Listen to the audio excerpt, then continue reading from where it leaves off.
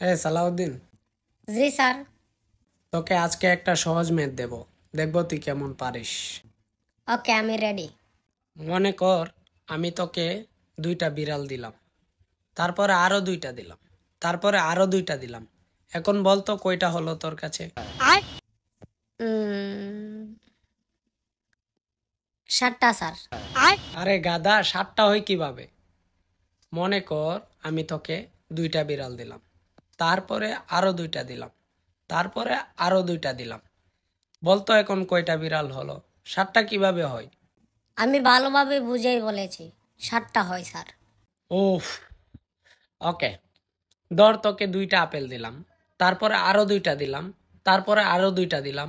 এখন বলতো তোর কাছে আপেল কয়টা হলো? 6টা হয়, 6টা। Good, now come to the point. ধর তোকে আমি দুইটা বিড়াল দিলাম, তারপরে আরো দুইটা দিলাম, তারপরে আরো দুইটা দিলাম। এখন তোর কাছে বিড়াল কয়টা হলো বল? বিড়াল 7টা স্যার। আমি বুঝলাম না, আপেলের বেলায় 6টা হয়, বিড়ালের বেলায় কেন 7টা হয়? কি তোর সমস্যা কি? কারণ আমার বাড়িতেও একটা বিড়াল আছে, সব মিলিয়ে 7টা হয়।